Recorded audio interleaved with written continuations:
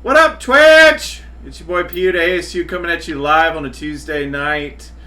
Thank you for joining us. We are very excited to play some Dungeons & Dragons. There's been quite a break for us, so we really haven't had a chance to play. It's really good to see these guys. Been catching up with them and goofing off here. That's one of the many reasons why we put our little title page up. So before we get ready, just been catching up a little bit before we've gone live. So I'm happy to be playing our next chapter of our Piece of 8, which is our One Piece inspired Dungeons & Dragons homebrew campaign. So that is what you're going to be watching tonight. We're going to be doing chapter 2, episode 2, I guess, of that tonight. So I'm pretty excited. If you do not know who I am, I kind of come and go these days, but I am PU2. This is my channel here on Twitch. You can also find me on all the social medias, TikTok, Facebook, X, Instagram. I'm on all of those things. We also have a Discord channel here in the bottom left of the screen that is always fun and hopping with memes. You can check that out on our Twitch page. There's a link to that. We also have a Patreon that you can find and a merch store that is also here on Twitch. We've also put all of these videos, including today's stream, will eventually be put on YouTube, our YouTube channel. So check out all those things, folks. There's a lot of good, tasty content there. We are in the off week for the Unbeaten Path, but that is another Dungeons & Dragons story that we're doing that is run by PS Zombie. So he'll be running that next week. So, PU2 Cru, it is good to see you guys. How is everyone? Dandy. Dandy says, doing good. Well, let's go around the table. I haven't seen these guys in a long time. We'll start at the top of my video list here with PS Zombie. How are you, PS Zombie? I'm terrific. Yeah, just chilling. I don't know what to say. My aunt's in town. Nice to see her. I haven't seen her in a while. That's right, she is. I heard this was the thing. That's right. Well, very cool. Yeah. What are you playing in this little campaign of ours? Oh, yeah, PS Zombie? Go and tell us that as well. Well, I am playing Garza. He is a monk. He's a young man from Dragon Turtle School. That's his martial arts style. He's very eager to please his captain. Big fan of swabbing decks. So it's kind of classic, loud anime prototype type.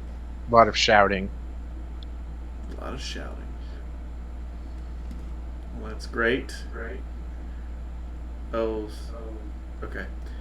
I was getting some weird feedback from you there, Alex, but I think you're good. I local muted you, and now you're back, so.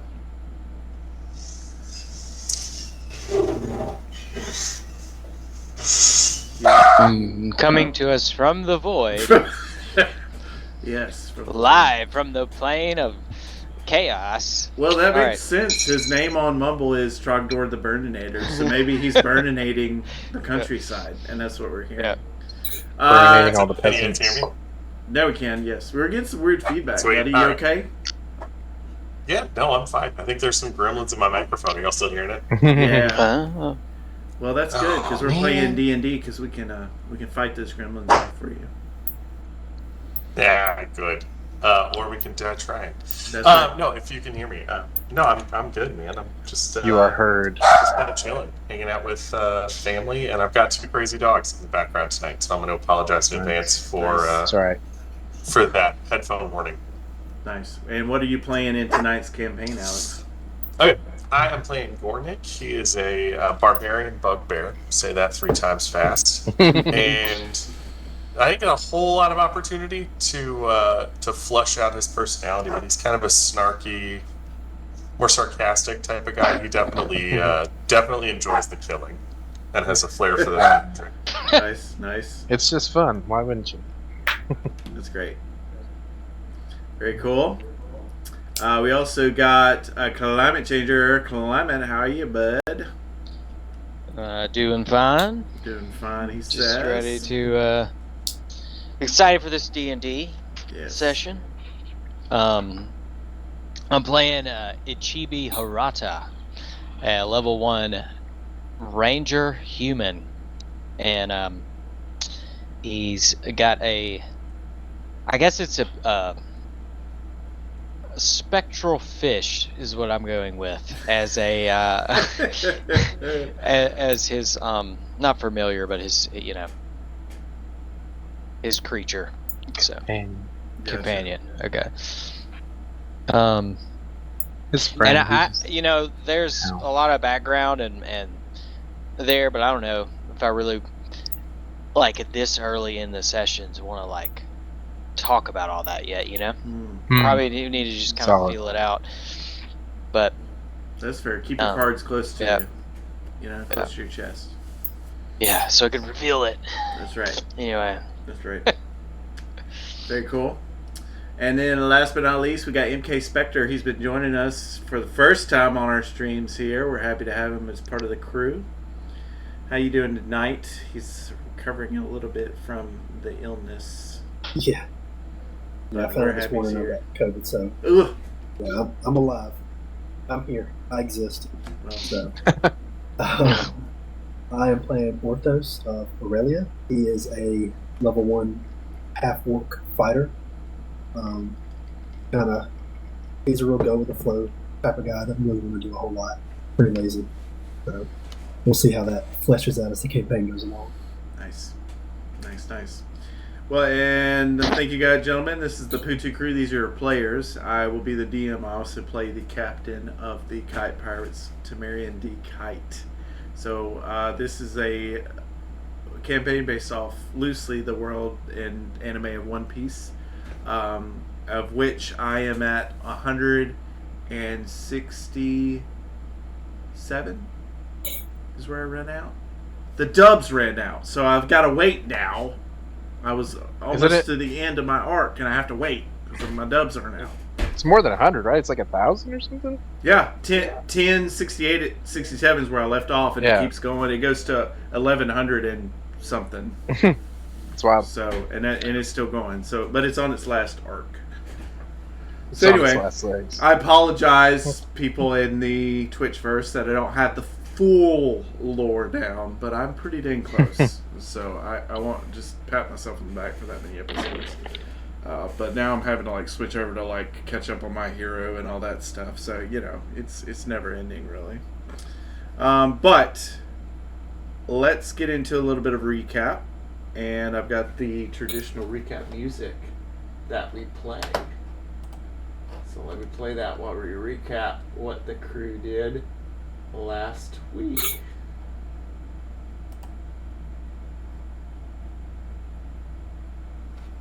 I don't hear it on my... Y'all hear it? Yeah. Okay. Why don't I hear it on mine? It's not as fun if I can't hear it on mine.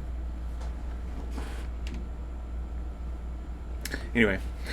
Tamarian D. Kite, the captain of the Kite Pirates, recruited members from across the sea to meet him to be part of his pirate crew at the island of Ark Navalis. The pirate crew showed up to Ark Navalis to a sleeping captain and then rallied him to go find a ship. You guys got into a weird dock cleaning competition and then decided to go down and go to find a shipwright to build you a ship. You went to meet Mr. Nero Keel, a humble shipwright, and helped him by getting rid of some local ruffians that worked for the large corporation in town. You then noticed that the captain, Tamarian D. Kite, got into it with one of the corporate execs from this corporation. You only looked within minutes down the alleyway upon freeing the lumber for Nero Keel so that he can build your ship to see that the captain has unleashed a whole nother world of trouble by attacking one of the corporate execs from the ethereal shipwright building company in Ark Navalis. And that's where we are now. And I really don't like not hearing the music. I usually hear the music. I can hear it. Gets me I don't going. Think the stream, I don't think the stream could hear I it. can hear it. Okay. Yeah, it was really great. Sorry you all missed out. Yeah, that was my life has changed for it, honestly, for the better. I think it might have cured my illness. Wow, guys, you are. It's the power of music. It's the power of love. Well, if it would, because if it would play, if I can't, that's the thing. If I can't hear it, it's not playing on the. Yeah, I don't think it was playing on the stream. Because Can you I play muted. it like in your background and just hope your mic catches just it or ambient. something? Just blast it through your phone. It's so loud that like people can hear it in the houses around him, just so he can get it on the. They're like, what's happening next door? Well, I'll tell you, with how Somebody's often his neighbors are playing loud music, that They do. They play a lot of like 90s and 80s rock, like just repetitive. they'll just be having casual barbecues at like 10 p.m. Here's people like swimming at Like some 11:30. Creed? No, they're not that cool. Dude, Yeah. a 10 p.m. barbecue with some cream? That's amazing. This is unfortunate because the music makes it for me on this. Well, and see, I switched from being the DM. Or so we all have to make the music somehow Yeah, through our headphones.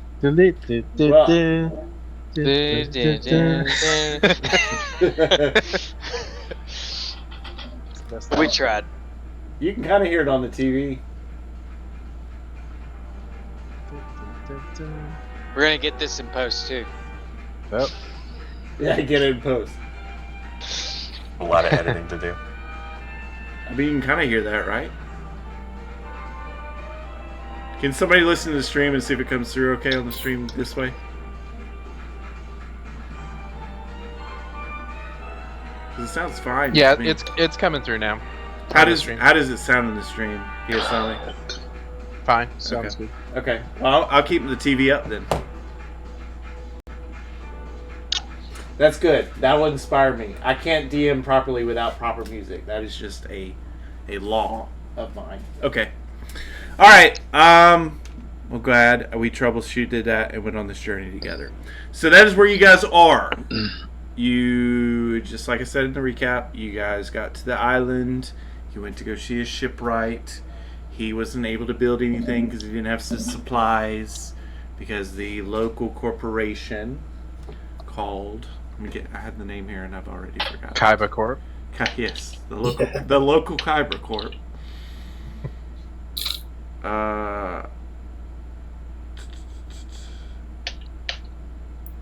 Nero Keel is the shipwright. The corporate shipbuilding company is Ethereal Craft, and they had some kind of thugs basically that were guarding materials. And there's a kind of a rule or a law here in town that says any unclaimed supplies left on a port after X time is up for auction. And so these local thugs were trying to kind of bully Nero Keel to get his supplies. You guys stepped in, you fought him off, and you got the supplies back to Nero Keel's shop so that he could build you all a ship for your pirate crew. It was at this time that there was a ruckus in the streets of Ark Navalis, and you noticed that your pirate captain took down an executive from Ethereal Craft. And that's where we are now.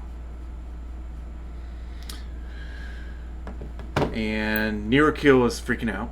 You guys are just in the front door of his shop, and he hustles you off the street. Very gruffly gets you shut, slams the door very nervously, gets you inside. He's done it now. That crazy captain of yours, he's took on an exec. This post is about to get crawling with Title Watch, Minutemen Militia. That was not okay. This is bad. This is real bad. I gotta do something. He starts pacing back and forth. You guys help me out. He goes over to you, Garza, He goes, "You guys help me out." Huh? And then he looks over to Orthos and says, "And I'm still willing to honor my commitment to build you a ship." And then he kind of looks over at Gornick and Ichibi.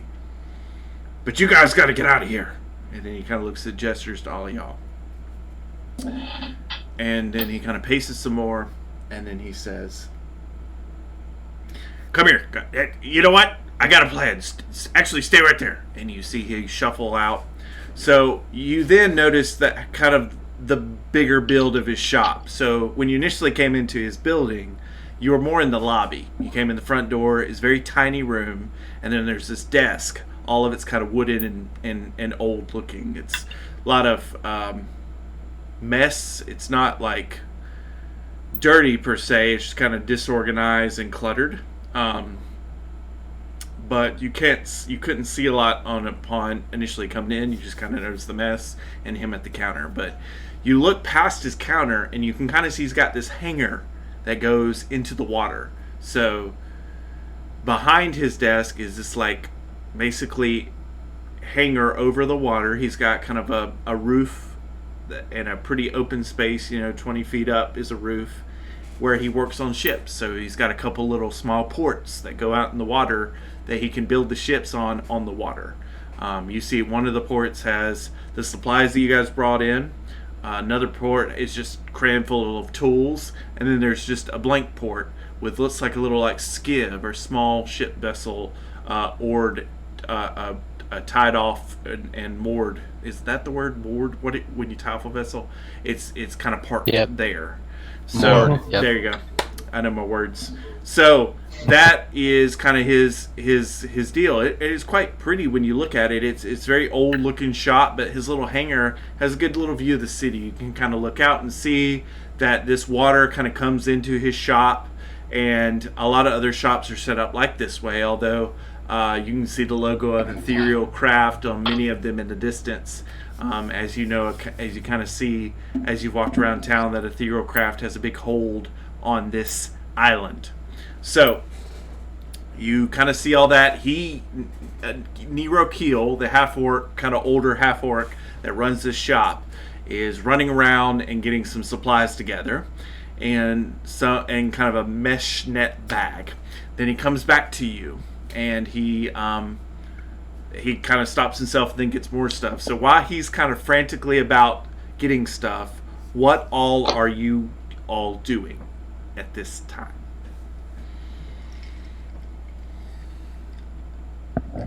Is there time to, I imagine with my character's background, he'd be interested in a market or an alchemy shop or something like that.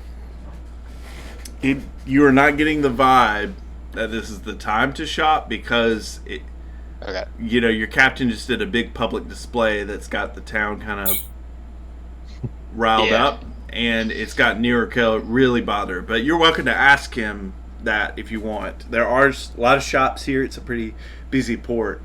Or you can just go see Ichibi's good at reading vibes. Okay. I don't think he would he would go that route. So cool. That makes sense. So you kind of can detect if things are a little fishy. Yeah. I I think Garth is going to be like... gets inspiration. I think Garth is going to be like staring around in wonderment and sort of wandering about almost like it's a museum, like staring at the ship parts and stuff. But also like absent-mindedly as he does this, he pulls out his mop and it's just kind of mopping as he browses the shop. I would say, now I'm thinking about it, Ichibi would probably be looking around like in just wonder, like as if someone had never seen this type of a place before. Like he's just like asking questions about like, what's that? And he would point at like a downspout, just stuff that would seem to be common knowledge. Nero Keel is bouncing around between a lot of different parts of his shop. So I like to think at one point he intercepts you, going, "What is that?" and kind of smacks your hand away and says, "Don't touch that." And he goes back to being frantic. Yeah. All right, Gornok, Orthos, what are you guys doing? Gornok is just kind of taking this in, trying to understand what this whole scene is about, and is just going to kind of step forward and say, "Yes, but do you need a dock cleaned?" This isn't not the time for clean docks. And he runs around some more. All right, Orthos. Orthos he's looking around, sees all the cool stuff. He's like, "All right, cool." Then he goes and tries to find a place to go, either sit down or lay down and just relax. Nice. All right, so at this point, Nero Keel gathers you all together, and he says, "Come, come!" And he kind of beckons you over to the little skiff, the little long canoe. It's not as big as a ship, but it's bigger than a canoe. It's like a long canoe, the size of if you were to stack 6 canoes lengthwise. So you walk over to it, and you notice that it's not really got an inside. So all you see is this little kind of canoe that's maybe 4 feet across and maybe goes 20 feet or so lengthwise. It's got a little bit of a sail in the middle. The deck of this ship seems to be just bare. Imagine if you were to put a piece of plywood on a canoe that seals it to the top, right? So there's no depth to it. Well, he goes to reach, and the deck is actually removable. So he reaches down and he opens up the portal and opens up the deck, and you can kind of see that there is an under the deck part of this little skiff, and it goes in the water a good 10 feet down. So he kind of points to that. The tops of these lids that he kind of pops off the top so that you can go down in this sort of a stowaway storage area inside of the vessel. It seems to be made of more of a basket material than wood.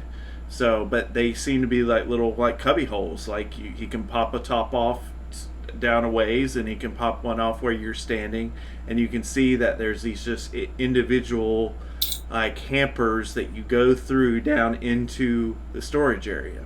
So he pops a couple off and points each of you to a different entry point and wants you to get down and go into the ship.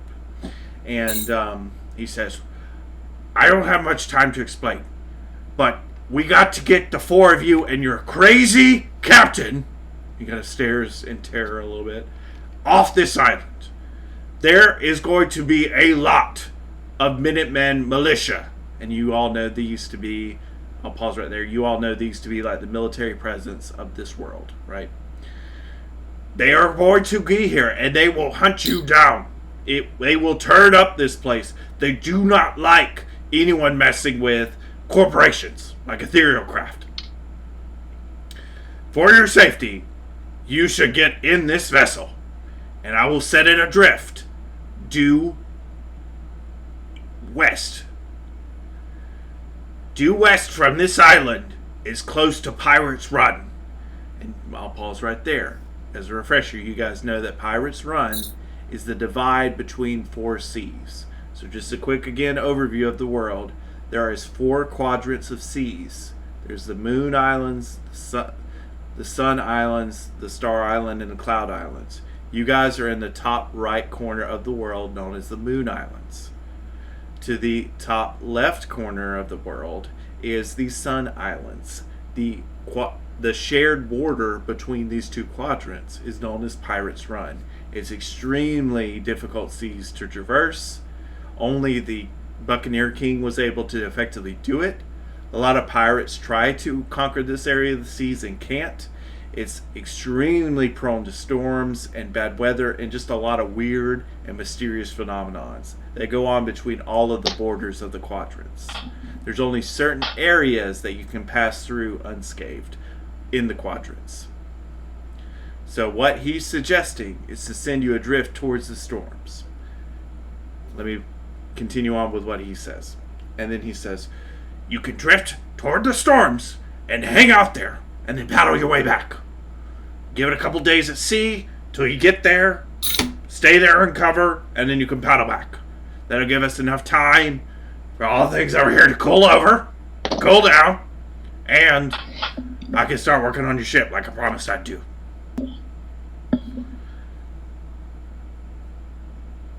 And then he reaches down next to him, grabs a big old satchel full of rations and water, and chucks it into the bottom of the boat. That should last you at least 5 days worth of rations and food if you share, and water. And then he looks at Ichibi and he's like, water for just the humanoid people. and then you hear the little ding ding ding ding ding ding of the shop door open, and in wanders you're very famous by now to this village and infamous by now Captain Tamarian D. Kite. And for your reference, I think you guys have seen his picture. Yeah. Just a little bit Kingdom Hearts. Yeah, just a little bit. Walks in. So, as soon as he enters... I feel like he's judging me. He might be. Are you worthy of my crew? Tamarian D. Kite enters, and that is when Nero Kill goes, This guy! And he starts walking over to him. You guys have a brief moment while Nero Kill is going to confront your captain to do something amongst yourselves. You're standing at this boat. There's been supplies and rations dumped into it. There is several different ports or doors, access hatches, there we go, that have been opened to allow you to enter into the boat. What do you do at this time, standing at the dock? So I kind of want to know, like, how aggressively is Nero coming at our captain? Because at a certain point, I'm gonna want to come to the captain's defense if I feel like he's gonna be attacked by this guy. But if it's obviously a friendly sort of annoyance, I'm not gonna bother. Sure. So do you kind of want to watch that play out? He doesn't seem to be charging at him with aggression. It's more frustration. But if you want to kind of watch out how it plays out, I could play it out in a cutscene. Well, yeah. I mean, you can wait to see if anybody else wants to do anything. But yeah, I think Garza would just be very starry-eyed at his captain, who he now views as a true pirate for having harassed people for no reason. In true pirate fashion. Very piratey. All right. Anybody else doing anything at this time? I think Gornick is going to have that barbarian side kind of kick in and step forward and be like, I'm not getting on a boat. I'm ready to fight some militia. The idea of a good fight excites me. Nice. Okay. I won't ask the nature of that excitement. You don't want to know, I promise.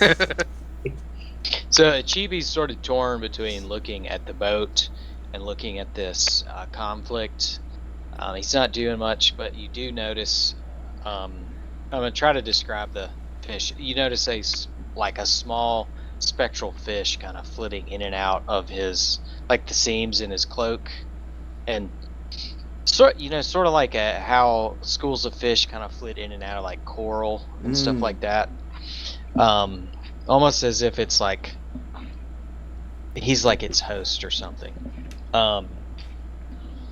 And I would say if I could do this, that he would send this spectral fish to the boat to check out one of those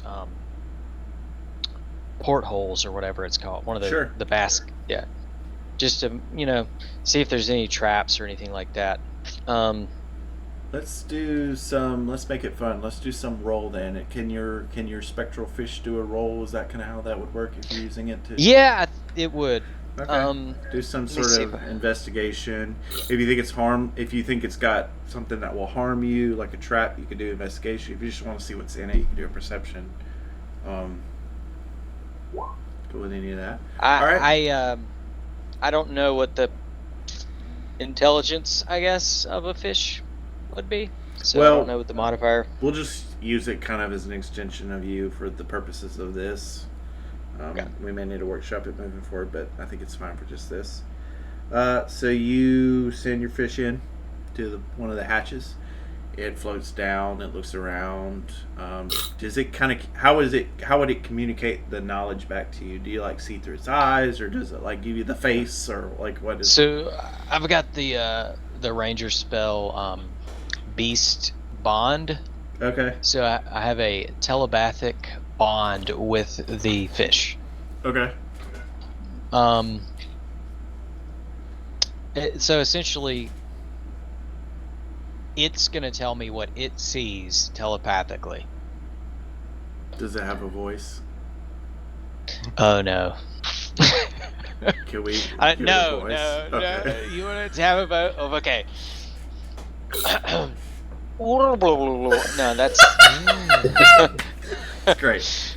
I'm trying to talk through water or something. Yeah. You got to do what's the start What was the?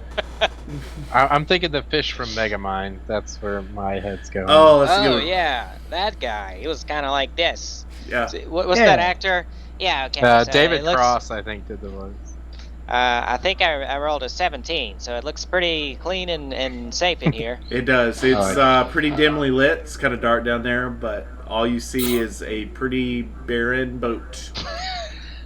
Nothing but a bag of supplies at the bottom. Your fishy can tell that everybody in your party can fit down here. It will be a little crammed, but everybody can fit. There's enough room. There's no frills in here. It is just like the inside of a canoe. Yeah. So I think each of you would probably tell everyone, if there's time, I don't know how fast things are happening here, but you would just say, we may want to be prepared for a rough ride if we go in this boat, because I don't know how long we're going to be in it, but it's pretty close quarters. So, and I don't know if we're gonna have. Do we have supplies? Things like that. That's what the bag was. Okay. Yeah. Cool. That's all each of you's doing. Okay. Porthos is kind of eyeing the boat. He is usually pretty laid back, but he doesn't do so good with enclosed and tight spaces. Mm. So he's not feeling it right now. So, do you know how in cartoons there's the reluctant person that wants to go, and then there's the person that wants them to go, so they go behind him and give them a push, and that other person that doesn't want to go is just kind of pressing back at an angle, right? That is what you see play out between Nero Keel and Kite. Kite's just leaning back, and Nero Keel's moving him with his hands down. He's like, I cannot believe you did that. You do not know what you've brought upon us. I am a man of my word. I will build your crew here a ship, but that is going to bring down hellfire on this island. They will send a legion of Minuteman militia, possibly a top general, a watchman as well, and they are extremely strong, some of the strongest in the world. This is insane. I cannot believe you did that. He's just kind of comically, cartoon, shoving him as what you'd see on the Disney Channel, very very like one person not really caring, the like worried adult pushing him along the way. So he pushes him through, shop down. It's not like an aggression, like he's like manhandling him to the dock. He's just like trying to aggressively guide him. Ichibi's like, so Minutemen are bad? Are you climate change or the player asking that, or so Ichibi would ask that? Okay. Ichibi says it like that. No. So all of you all know Minuteman Militia to be very aggressive. Like, they pursue pirates. That's what they do. They're supposed to be the military presence in this world. The governments of the world band together to create the Tidal Watch Network, which is basically like a governing body that is the neighborhood watch for the planet. And their military is the Minuteman Militia. Minuteman Militia has about 10 different watchmen, which are like some of the strongest fighters in the world, that oversee different legions of troops within this world. So watchmen are very scary. They are extremely strong and are very infamous in this world. Many of you know that. Many of you have probably had run-ins with Minuteman Militia. They kind of take what they want. This is a world that favors those that have privilege and wealth. So if you've had that, or if you saw that in your backstory, then you would have seen the Minuteman Militia bend over backwards for you. But if you didn't have that, the Minuteman Militia would be a little bit more antagonistic to you, because they don't really care about protecting those. You all are pirates, so you already don't have a good view of the government and of the Minuteman Militia, but you particularly don't in this world, because it's almost unjust in a way, right? Like they play favorites a lot. It's not a fair system that's in place. There is some of you that may remember old tales where nations were completely wiped out by Minuteman Militia. It's kind of a dark history there. So, all that to say, your character may know some, or if any of that. So it just depends on your backstory. So you kind of pick and choose from that what you will.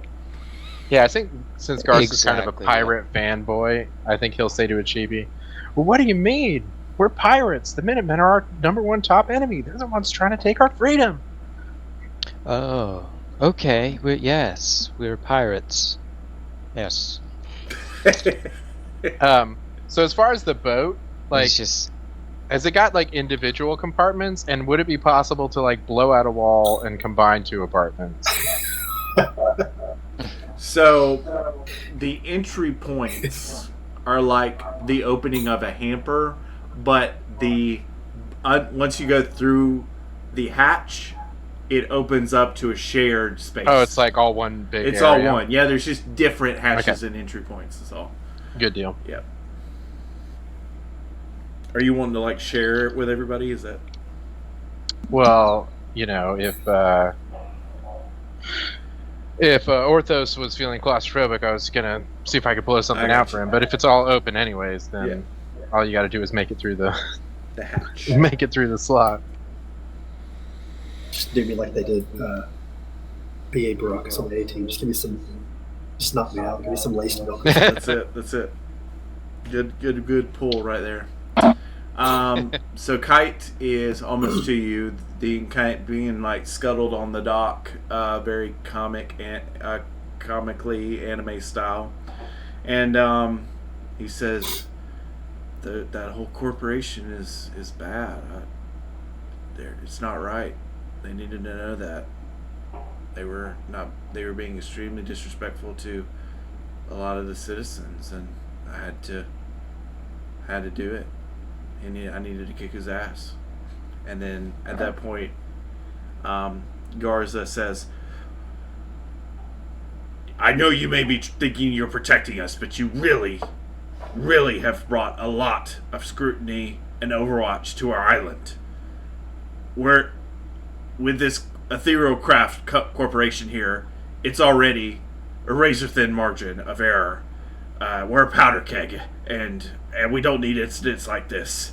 I don't know how you did that, though. That those corporate execs are strong as some of the best ranked pirates. You must be very strong. I'm impressed for you for that, but this is too much. I told your crew, he hastily gestures to all of you, the plan. I'm going to set this vessel adrift, due west to Pirates Run. You're going to hang out there for a couple of days, and then you're going to retreat back here. The full trip should be about a week's time. Give me a tough time for me to build you a ship, and give it enough time for it to cool down around here. So please, and he pushes Kaito, who is not resisting. He's just being reluctant and kind of lazy, right? You have met Kite now, your captain, and he's just got kind of an apathetic disposition. It kind of can come off as laziness to some. So he's just like, whatever, and you just watch as he anime style gets pushed over the hatch and gets a couple hang time and then falls down into the boat. Kind of Looney Tunes style. Yeah. Yeah, exactly.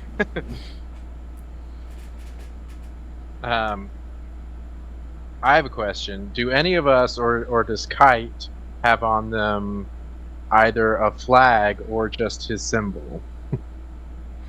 Oh, good question. I would say at this point, no. All right.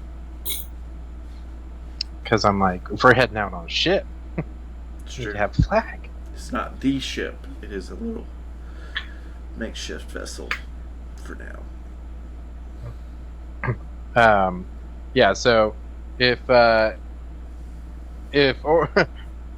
Orthos needs the help, I am going to stand behind him and just dig my feet in and start shoving him towards the ship. Nice. Anyone feel free to assist me with that. Yeah. Gornick would grudgingly assist, even though he still wants to fight. But the reality is he doesn't. He just wants to put on a show. Okay. You're helping is like a fight with your friends. Right. Orthos, he just gives in, kind of closes his eyes and jumps in. Yeah, Chibi follows his fish into one of the baskets, I guess. Cool. So everybody is in the belly of this boat. Mm-hmm. All right. Nero Keel quickly seals it up. It's very dark under here. He sets you adrift. You can see through the holes and borders between lumber. Light kind of come through the cracks as you hear the sounds of being drifted out to sea, and you can feel the sun through the cracks hit you as you set out to drift. So he points you due west. You kind of float out. You hear the sounds of the ports around the exterior of the island, and then you drift out to sea. So it's you start drifting out to sea. It's a pretty calm journey.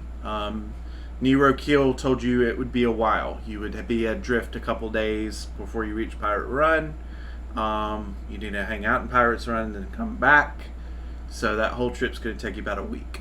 So it's not long before you're out of view of the island of Archnavalis, the busy port town. And it's just calm seas. And at that point, Kite, your captain, pops the hatch and climbs up top, makes some weird makeshift hammock, and just lays up out in the sun and falls asleep. So, as you guys go on your journey, we'll do. It's kind of cramped in the belly of this thing, but you can kind of pop out, pop under deck or above deck, kind of mill around if you want. I'm gonna play some journey music as you as you guys interact with one another before. For now, we'll just say that. For now, I'm gonna play some merry pirate music. Some merry pirate. Yeah. Hope nobody has to go to the bathroom. It's The gonna be a whole long sea's a trip. bathroom. So can we go above deck, or is that? Yeah. Okay. Pop above deck, nothing for miles. That's all right. Orthos immediately pops above deck and stays there. Nice. Not a fan of the down deck.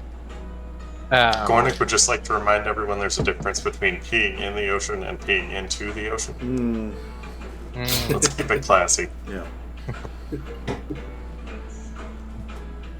I appreciate the distinction, but do we need a live demonstration of both? I always go 110%. So, like, if we run out of food at Chibi, can we eat that fish? No. Ooh, good question. No. Not for moral reasons. You physically can. No, trust me. You can't eat it. And if you did, Huh? if you were able to eat it, you wouldn't like what happened to you afterwards.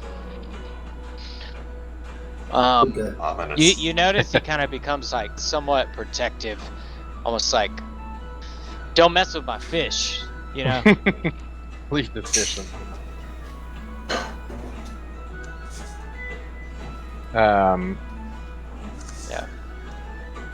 Yeah.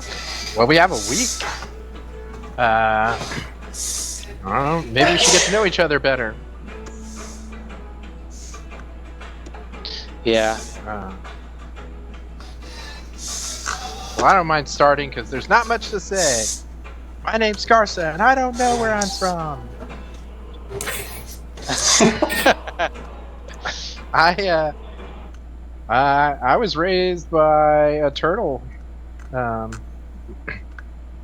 My master Kona taught me everything I know in the dragon turtle school style, and I do some like martial arts moves.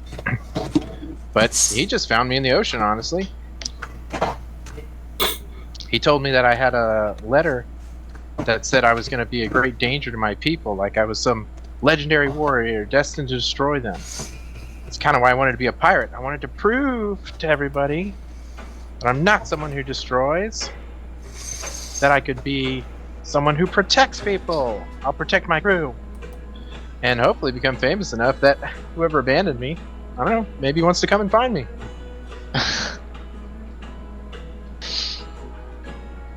Wow. That's so heartbreakingly optimistic. I'm gonna do it! I just start like scrambling up the mast for no reason. Well, I'm here because of a recent failed experiment. I used to live in the Sky Isles. I don't know if you've seen those. But They would be called float islands. For some of you may know rumors of what's called float islands. So when he's talking about Sky Islands, some of you flash to that like rumor, and you're like, what? It's pretty unreasonable to think about that, but that is a rumor in this world. It's like someone saying they're from Atlantis. Yeah, Like, exactly. what are you talking about? That same exact thing. Absolutely. Sorry. Yeah. All right, go ahead, Connor. And as you might expect, I've never been here before. Wow. I gotta turn this. Hold on just a second. Music's a little You loud. don't like the merry music? No, that's good. Good for getting to know you. But he doesn't go into all of the details about his family and like he just kind of generally tells them how he ended up there, and talks about his career, which was like basically a intern for an artisans guild for a little while, and that everyone on the island except for him was an elf. Cool. Guess the beans have been spilled. That didn't last long. Well, either you're from these mystical islands no one's ever seen or heard about, or you're suffering from a terrible injury. Either way, you're a really interesting guy. I guess I'm still like covered in seaweed. Also, Your spectral from fish. having just washed up on the beach.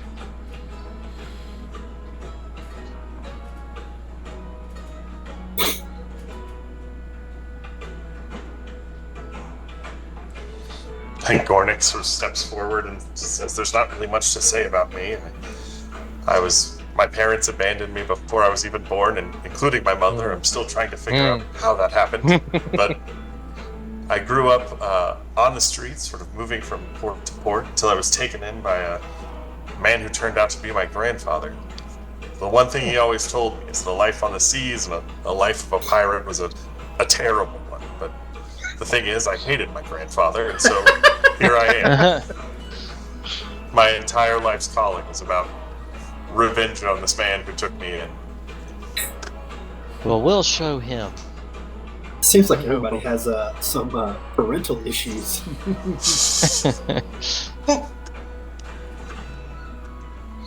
Yeah, it's classic D&D. You need something to drive you to the life of an adventurer. You don't end up on a boat with a bunch of strangers with a good home life. I don't think that happens. That's fair. Demonstrating 2 different ways to be in the ocean unless something happened to you. Orthos pipes up with his tragic backstory. He's a half-orc, human mom, orc dad. His dad went to the market for some goat milk, never came back. He's worked for a bunch of mercenary groups, sailing different seas, a lot of minor stuff. But they always want to do a little too much, and he just wants to just kind of take it easy, fight a little bit, and just relax. Cool. I like how joining a pirate crew is like his version of relaxing. He's like, yes. Much like slow pace. Yeah. What do we say the weapon with a curved blade? It's like a spear with a curved blade was. It's not a scimitar. Just a glaive? No, it was like a polearm. The Naginata? Yeah, maybe not. Yeah. A scythe? Naginata, yep. That's right. Yep. Anyway, that's what I've got to actually write that down somewhere, because that's what Kaito takes with him everywhere.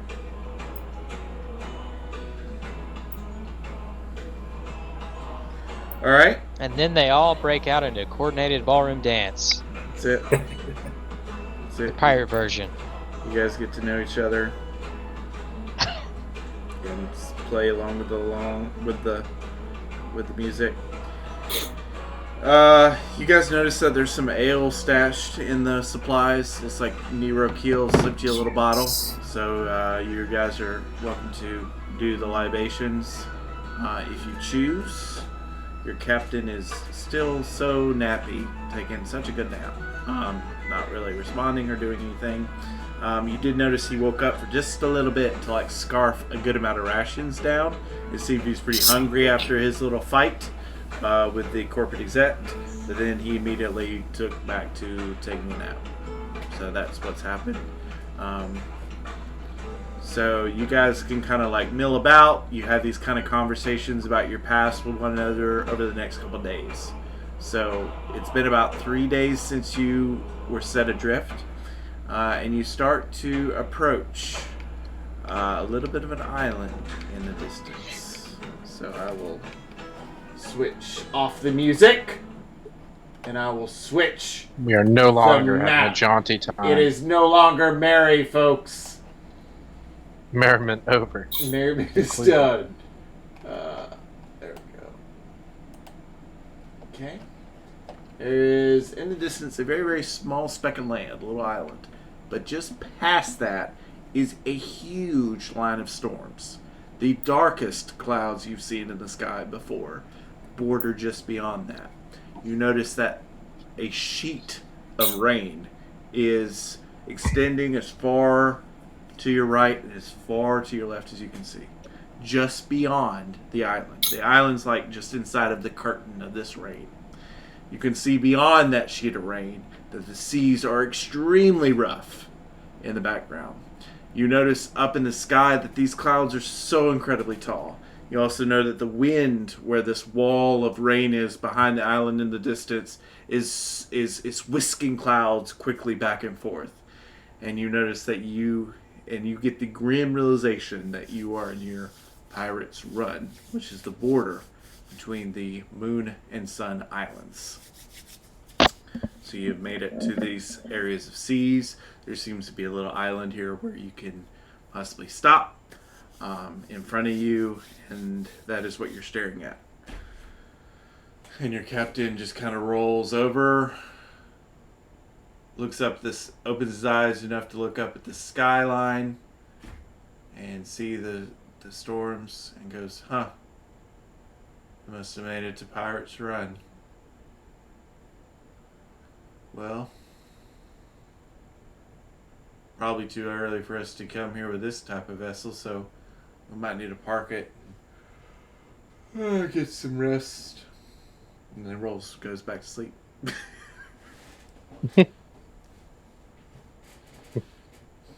I'll just say with tears in my eyes, our captain's so wise.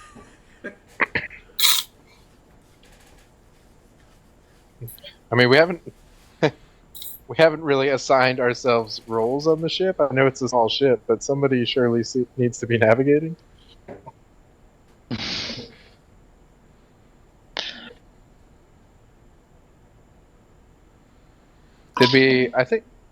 Does anyone have vehicle handling? I don't think I do. I don't think this vehicle can be handled.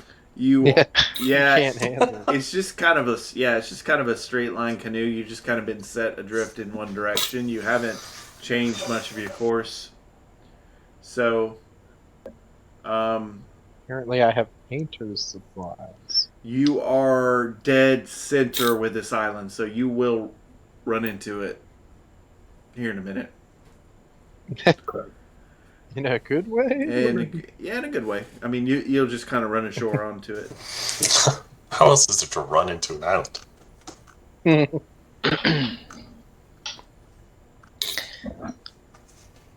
Well, perhaps this is a trading opportunity of some kind.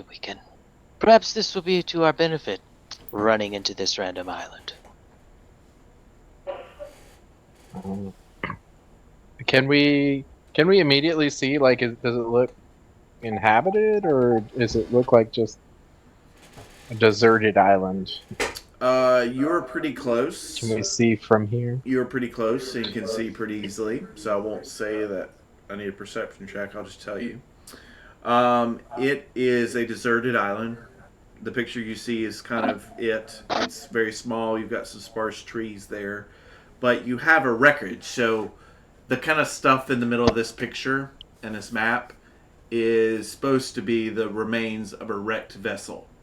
Now, you've only got half of the vessel. No, I'm sorry, a third of the vessel that's kind of just littered across the middle of this island and into the water. So it kind of looks like a vessel of pretty large proportion was split into thirds by the storm, and a third of that ship was strewn onto this island. So you can see debris scattered through the tree line, scattered off of the middle and on the shoreline, and then parts of the ship just sinking in the waters around the shoreline. And not far behind this island now, as you kind of approach it and look at it and inspect it, is the sheet of rain and rough seas. So it's almost like you're very close to the border. And then I'm going to need a little bit of a luck roll for my purposes as DM. And I'm going to do a D3. So could somebody roll me a D3? That one you might have to type. Yes. Who's feeling lucky? Not typically a lucky So, man. can I mention that as a ranger, I've got a favored enemy? Okay. Should be beasts. Beasts. So I would have advantage on any perception checks to determine if there were beasts in the area. At least I think that's what. Okay. Beasts. That's, I guess, the category, you know? I got you. So, like, there's a bear. If there's a bear on the A tropical island bear. Or a bird. Mowgli. It's Mowgli. Fish bear. Bare necessities. No beast Like that you can see. You're going to do that check? Are you doing a perception check to see? I'll give you advantage since you're... No beasts. Wow. He doesn't need advantage. It's like the vaguest roll possible.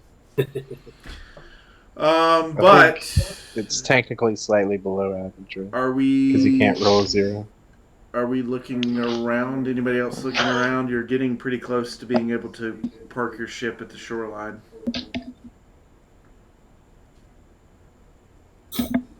No, I think I would just be like right at the very tip of the bow, like just ready to leap off the second we hit shore. Okay.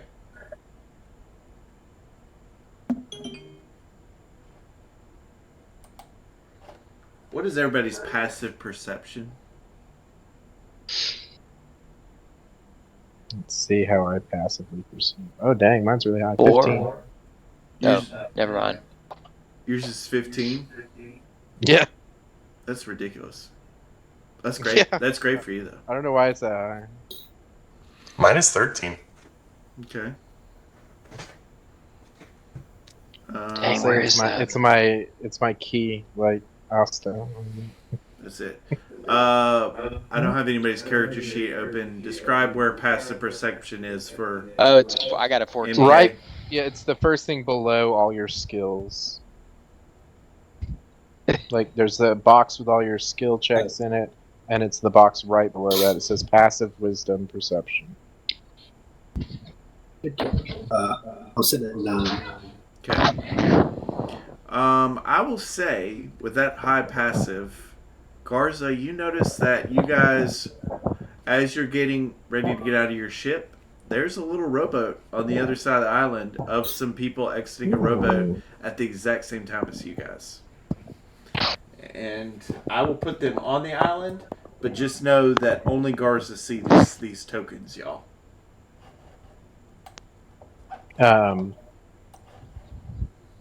Is the captain awake? No, he's still napping. Come on, man. So I'm gonna turn back and be like, Captain, and then I'll see he's asleep and just goes, and then I'll just say it to the crew then. We're not the only ones on this island.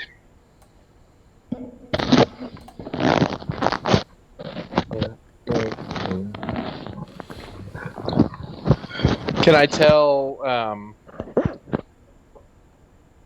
like, are these other pirates? Are they just marooned sailors? Or are they Minutemen? They are goblins. There are 3 goblins and what looks like an in-charge goblin, so 4 goblins total.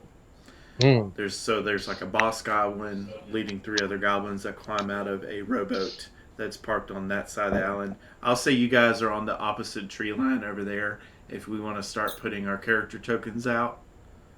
You guys, Garza notices them. Garza, you notice that they don't really notice you, but if you want to do a roll to kind of like check the vibes, right, to see what level of Riz they are, you can do some sort of perception check if you want. Yeah, I'll see if they slap. Cheesy looks like he's just Juggling fish. Juggling fish. You wanted perception for that? Yeah. I'll hit you. Dang. Oh my goodness. You're killing it. All right, so you see that they have some markings on them. I will flash up the marking to the screen because it will probably cast some fear in you. Let me back up and say, how much do you think... So I kind of get Itchy Bee's vibe, but the other three, you guys are going to have to tell me a little bit with your backstory of like how much like world connection you have.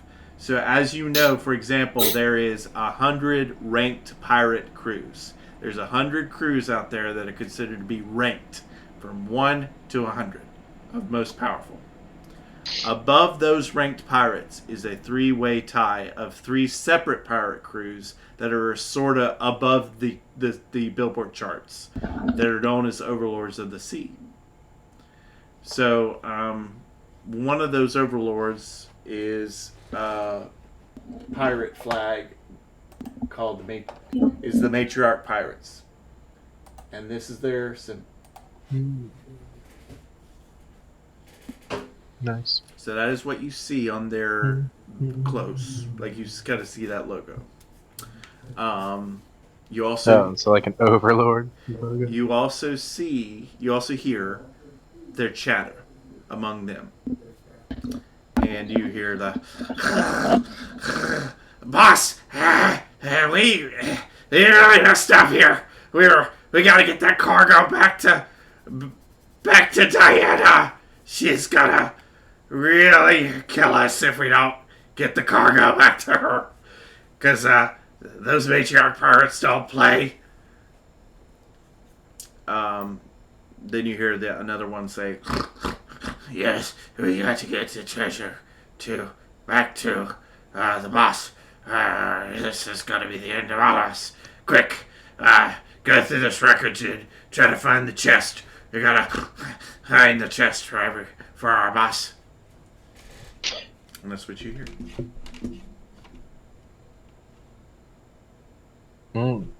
Man.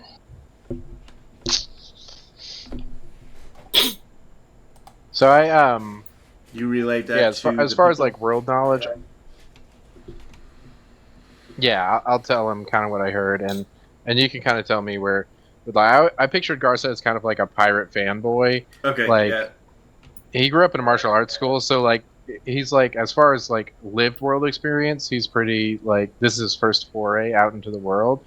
But like in going into town to collect like supplies and stuff, he would always like, if I don't know, if there's like newspapers or like stories to be told, he was always listening about pirates and maybe even like collecting wanted posters, like baseball cards, like just a general pirate fanboy. So I think he'd probably know who like the most famous pirates in the world were.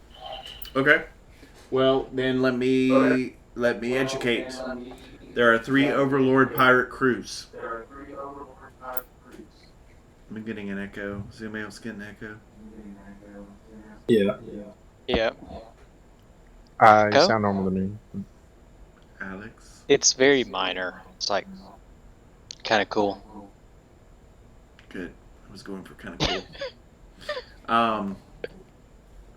The Matriarch Pirates, top left of that picture. That is their captain. You will learn more as you become more ranked up in the pirates world. You are an unranked pirate crew at this time. There's the Sun Devil Pirates, top right. That's their captain. You'll learn more about him when you become more ranked. Because you guys just know these people by reputation, right? You don't know their full identity. Mm-hmm. And then you have the last pirate crew, known as the... One second. Why is it so far down on my list? What did I name them? It looks like the Wario Pirates, if I had to guess. Yeah, Wario.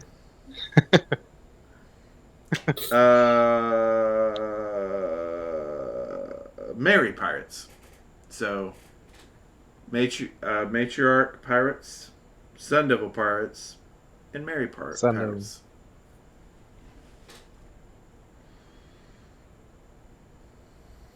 So just to be clear, the goblins aren't wearing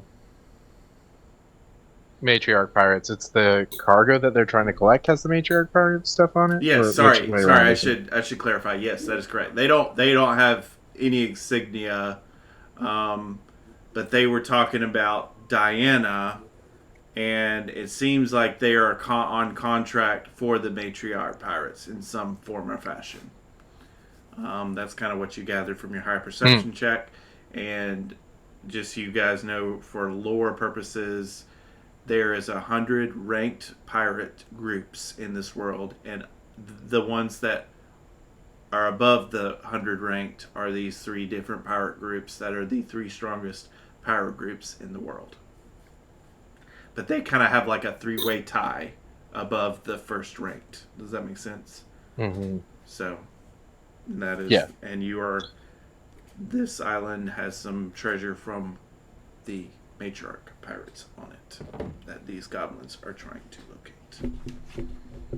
And you guys just know that because your buddy here had such a high perception check.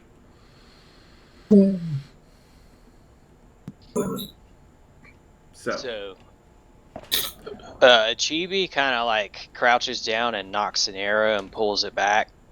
Okay. And, prepares an action, I guess. Well, let's roll initiative, y'all. Let's get up in here. All right. I see Ichibi on here. I see. Who else do I see? I see Orthos. I don't see Gornick. So Gornick, I'm pulling you onto the board. Perhaps I'm only gonna have to ask 100 more times. How do I do this? I'm sorry. It's all right. I got you. Put you on the board. I appreciate you. All right, let's do the turn order now. Let me pull that up. 1 second. Gotta reevaluate the setup. Oh yeah. What the frick is the turn order? It's a cool looking island. Thanks, man. It's AI generated turn order. Is it? It is. I was gonna ask. I have not been able to make good maps. But last time I tried was a few months ago, so it might be better these days. I like the engine of Canva. It is so good for AI. Okay, I'm gonna roll these guys as 1 initiative. No, actually, I lied. I'm gonna do the boss and then the 3 goblins together. All right. What?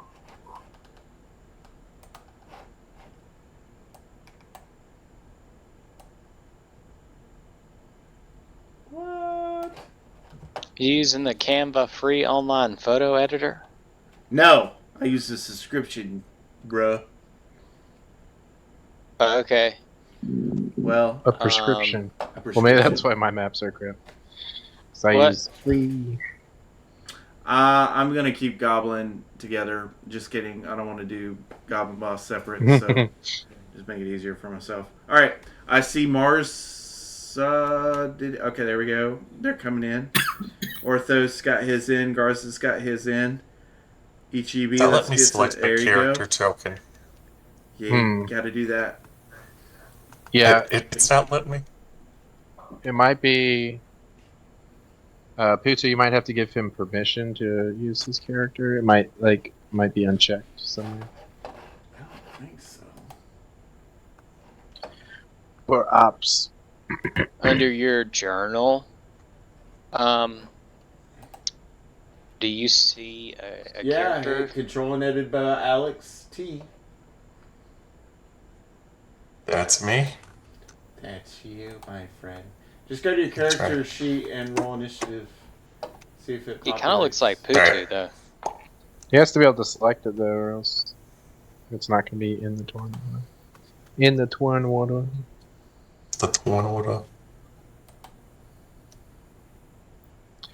Torn order.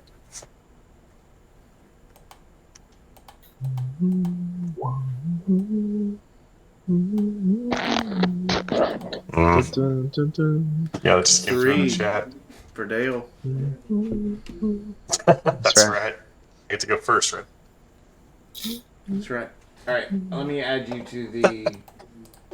NASCAR. Of course. Add turn. I'm gonna have to manually key in here, buddy. 3. Sorry, buddy. Thank you. All right, no worries. All right, Garza, this is cool because you noticed them and they did not notice you, so they are over there. I will say that the ship debris is how you knew that this treasure belonged to the matriarch pirates, but you do not see a treasure chest in the immediate area without having to look for it. Okay, but presumably it's somewhere in the wreckage. Correct. Let me do a little music. There we go. That's good. Ooh. I feel like I'm in Pirates of the Caribbean 2, Dead Man's Chest. No royalties. We can't specifically say the full name. I feel like I'm in a pirate action adventure film starring an eccentric famous actor. That's it. Good. Now you're getting it. Okay. Yeah, so I guess we're pirating these fellow pirates. Yeah, is that the plan? I guess if it's salvage, we have as much a right to salvage it as they do. Well, they did seem like they were looking for it to satisfy their boss. So, but you don't know what context. You don't know if it's their vessel originally or if they are doing a salvage op too. You just don't know.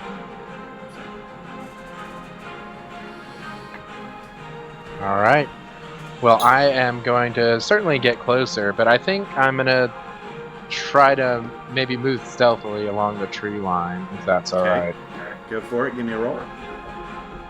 So I'm going to roll stealth for now.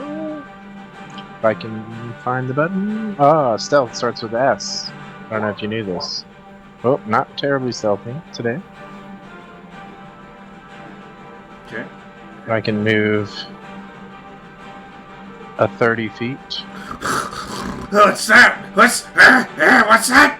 And so you notice that they have now clocked all of y'all in your position. Oh, that's stealth. Yeah. So after rustling my way and snap every branch, I'm gonna just be like, ugh! And I'm going to. I guess I'll take the dash action to get a little closer to the action.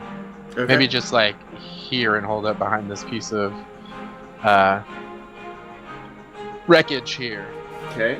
That's all I'll do. All right, I'm gonna give you something real nice for being a trooper there. 20 feet. You just got such a good passive perception, so I'm gonna say that you notice next to you. Let me do the little clicker thing here. Is a pretty unassuming, old-looking and torn-up-looking treasure chest, right in the center, right there. See? Yes. Okay. Can I try to, and let me know what I have to roll for this, but I'm going to try to gesture to my allies that it's there in a way that's ambiguous enough that the goblins don't know that, because they're looking for it too. Sounds like a sleight of hand roll to me. Okay. So I'm going to try to gesture to my boys. That's what we want there. Oh, man. With an 11. And it's like, I can see there's like a couple ways I could fail this. Either the goblins also clock what I'm pointing at, or just nobody has any idea what I'm talking about. I'm gonna go with no one knows what you're talking about. You just kind of doing some stuff, and the scene cuts to the goblins who are like, ah! And then it cuts to you guys, and you are like, oh. And that is Garza's turn. Okay.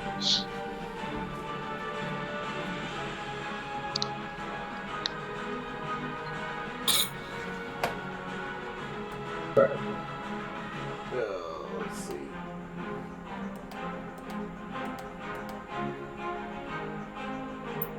Is that right? Okay. Alright, so the goblins. Oh. What are the goblins going to do? The goblins are going to see Garza. And are going to say... Did Orthos go? Oh crap! Orthos, it's out of order. Yeah, sorry. Yeah. The 15 is higher, so go for it. Alright. He's gonna move forward. Oh, somebody remind me how you measure distance. It's the little ruler. The little ruler on the left above the dice. Oh, I got you. See. Oh, I can see it. Yeah. Alright. We'll move.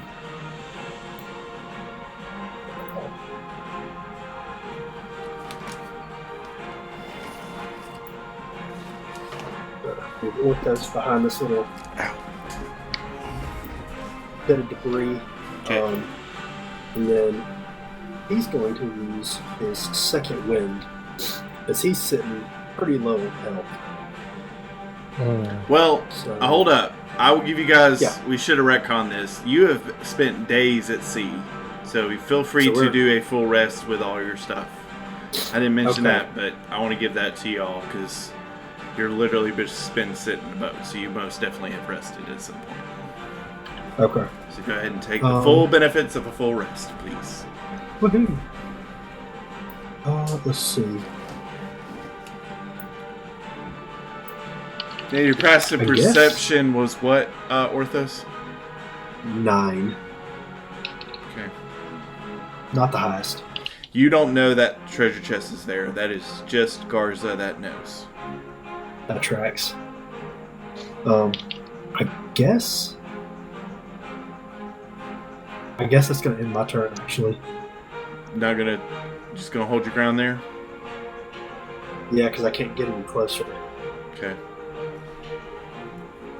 You are welcome to do a full dash, but then you're just there with nothing to do. So, okay. That'll work. Yeah. So then the goblins see, you want the treasure for yourself. That's what you want. And are going after Garza. So 3 of them are going to do scimitar attacks. Okay. 1, 2, 3, so Good God. 21 and 15. Only the 21 hits. Nice. I'm a dodgy boy, You are a dodgy boy. so I'm kind of hopping around.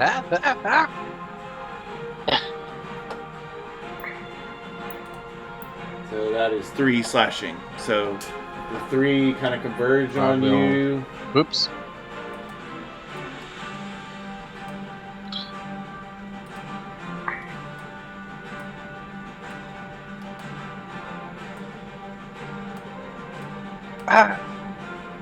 The mob boss is, or the goblin, the goblin boss is a little bigger. He's wearing armor. He looks a little bit more beefier. Mm-hmm. He is just going to do a short bow attack and stand his ground.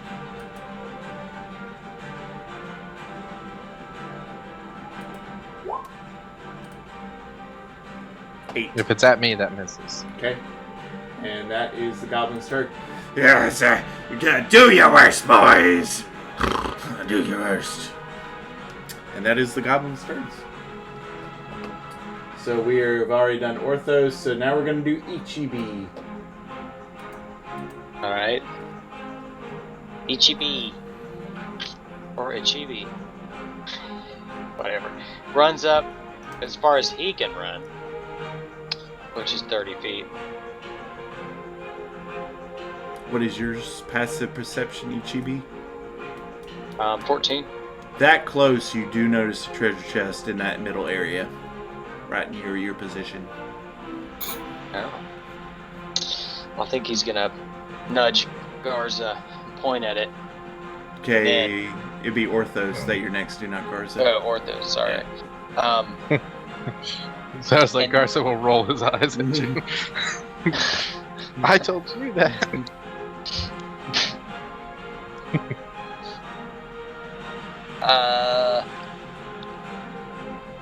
And then he's gonna seeing what they're doing to his new crewmate. He's gonna fire an arrow at the at the one that stabbed him.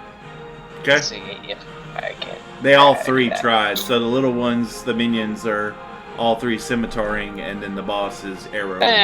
Oh. That's a nat 20. That's gonna kill them probably. Roll some damage. Good. 15. Golly. What? Here's what I'm gonna do. That's wild. Here's what I'm gonna do. I'm gonna give you cleave damage on this. Oh wow. Because of your nice roll. So I'm gonna say that the arrow kind of like splits one and then into another one and kills both of them. A double header. I had this. That's super cool. But I had this idea of like the fish like on the coral, and then like he's kind of swimming around the arrow, I guess. Okay. And like maybe in this circumstance where this like ridiculous attack and all its cleave damage and stuff, maybe he's like somehow imbued the arrow or something with. Cool. Anyway. So what do we see when all that happens? So Ichibi fires a shot, then what happens? I guess the arrow's going and the fish is kind of swirling around, and then it bursts into a swarm of fish. Oh, cool. For just a second. And like goes through all of them. Nice. And they're like little spectral fish. And then it goes back to the one, probably, because that would be just overpowered if I could just have a fish swarm all the time. So you guys see this, you kind of don't believe what you're seeing a little bit with the spectral fishes, but then you just see two of these goblins get downed right in front of Garza. You just see them get destroyed by a fillet of fish. Yeah, I don't want to eat the fish anymore. Fillet of fish. Alright. Next up would be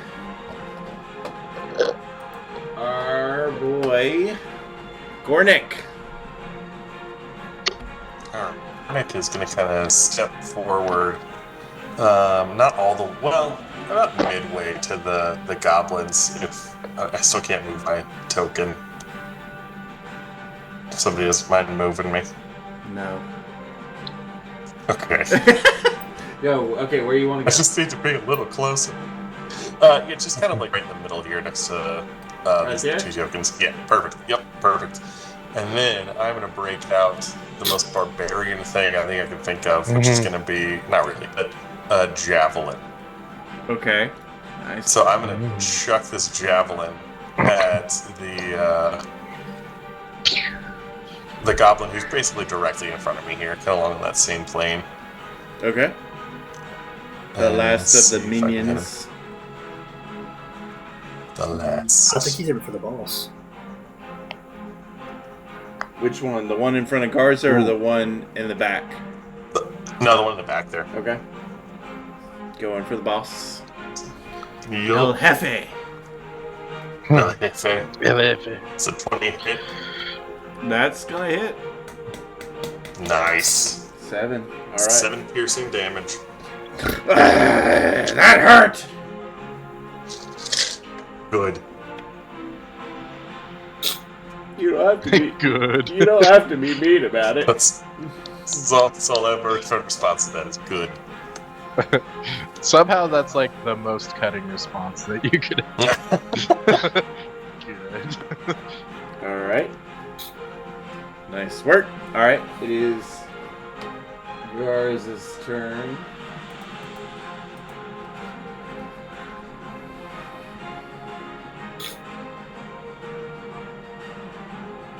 Oh, sorry. Yeah, that's fine. So I'm going to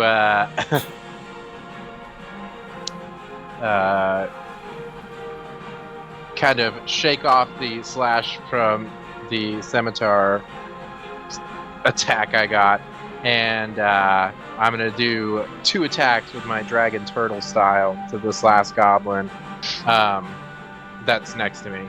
Okay. And if it's all right, I'm going to try to attack him non-lethally and knock him out if possible. Okay. Sounds good. Roll So, away. With my attack, 15's gonna and hit. my bonus action. Okay. Roll your damage. All right.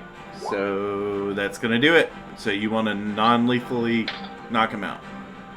Yeah. All right. So I'll just hit him with a jab and then an uppercut and clock him out. And he is knocked out. Now I'll give him a different marking because the other 2 were killed. I'm gonna mark this guy with a different marking so you know you knocked him out. So That he is you down. might want to figure out what they're doing here. All right. He is knocked out and downed. Okay. The Moblin boss is getting a little nervous. Useless.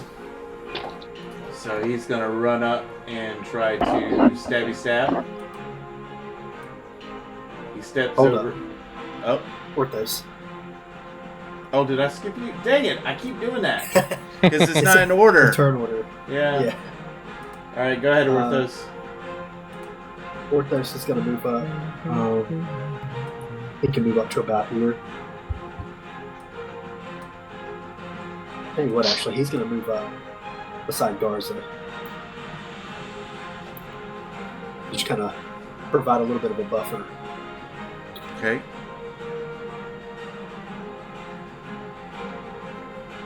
Alright. Once again, I think that'll be it for me. I don't have no Sounds point good. dashing. Yeah. Alright, I'm gonna go. We're gonna switch. There we go. Now we're in order. Alright, he's gonna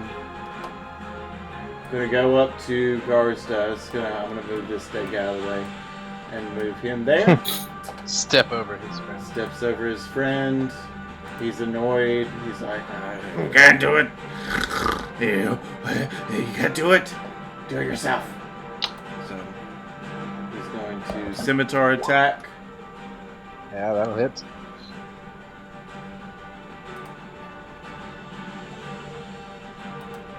That's 4 slashing. Nice. That is his turn.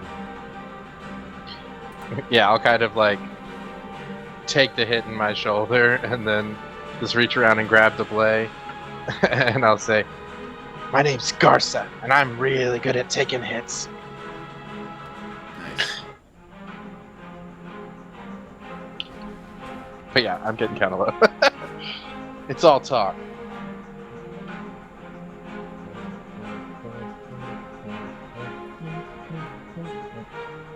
Nice. Sorry, I'm Well, hooked it on is this music, guys. EGB's turn. Okay. HEB,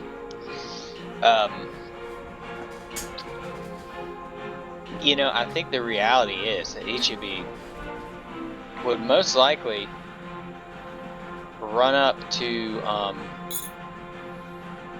the moblins that he just slew, Mm-hmm. and he would probably be really distressed that he just killed something. He'd probably be like deeply disturbed by this. So you kind of see him run up and like panicked, like look at the creature and be like, they spoke common, they can speak. And then I don't think he's actually gonna attack, or at least he's not gonna attack. His fish is gonna.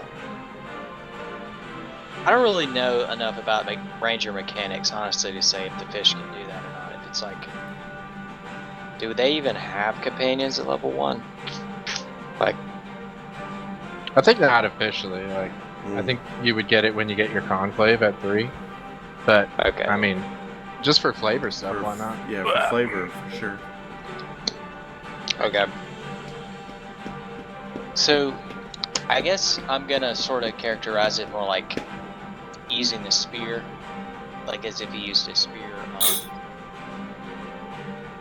So the fish kind of goes out, and you know, it's not gonna do a lot of damage, but it. So, Yeah, it will. It's gonna hit. Ooh, spear. That's 7 piercing. Nice.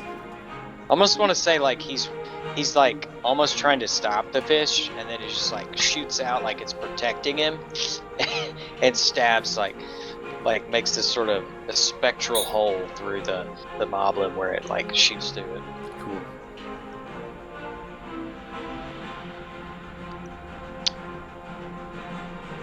All right. Good deal. Well, it does not like that. It is bloodied, pretty bleeding and pretty beat up now. The goblin boss is. And we roll to Gornick's turn. Alright, Gornick is going to continue his tried and true. We're going to break out another javelin because I've got 3 of them now. So Nice. we're going to give this another shot. That's going to miss. Javelins. Oh, darn it. Well, nothing I can do. Cool. Moving. Yeah, I'll stay put. Stick with what? Stick with being cool. No, I said I'll stay put. But yeah, I'll do Okay. that too. All right, Garza.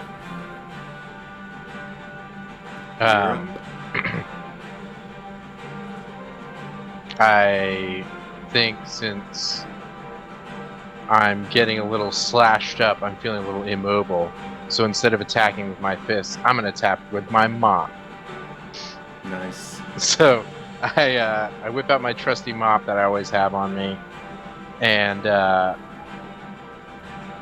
attack with it. It's gonna miss. Dragon turtle style mop. That's cool. And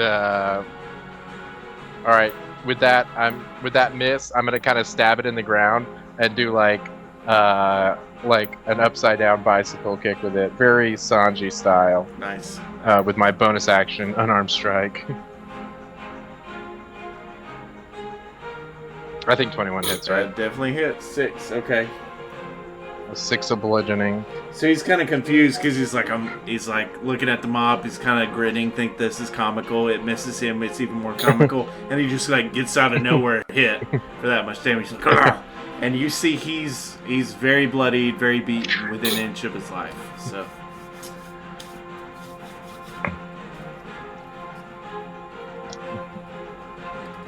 All right. We roll to Orthos. All right. Yeah, I can do something. I am going to slash at him with my scimitar, Okay. and also by dual wielding, I'll hit him with the longsword. Both those unfortunately miss. Yeah, seems right. Wow. Oh well. But it looked cool. It looked cool, yeah. It looked really good. All right. So it is now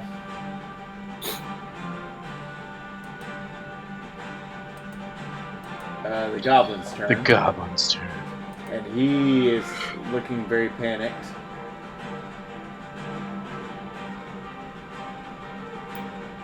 So it's going to take a bonus action of disengage.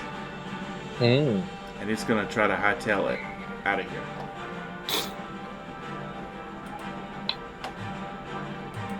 So you guys cannot get an attack of opportunity on this sucker.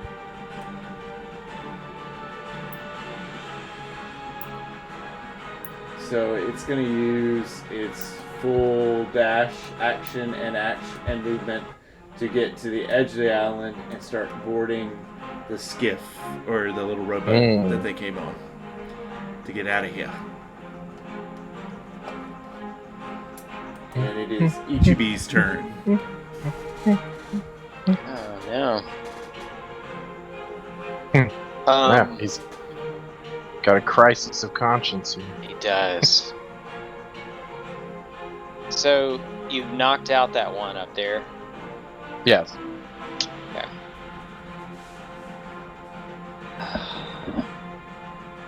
I guess I'll try to stop this one too. And he's The going right thing to do. let's see if he can run. Yeah, so he's gonna run to the boat and attempt to grapple the guy so he can't escape. Alright. That's an Attack, opposed strength attack, right? strength. Yeah. Okay. 14, I guess. No, this guy's not strong. But what will the dice say? Oh, jeez. He's surprisingly strong for this instance. No. So He's got a low center of gravity. he fights off the grapple. I gotta tell. I gotta get reinforcements.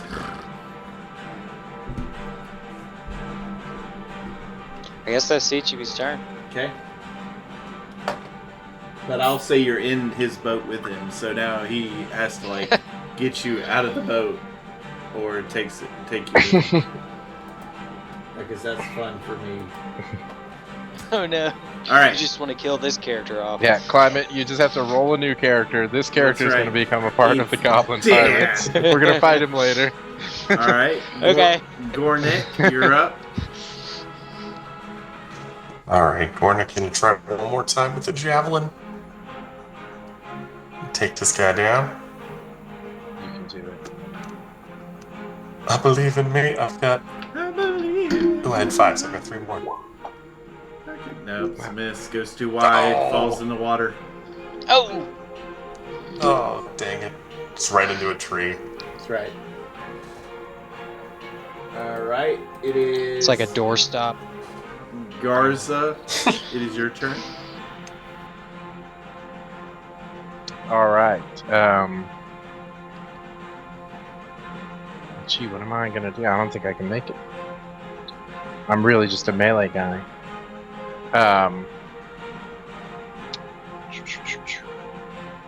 Punch the boat. Yeah, let me punch the boat.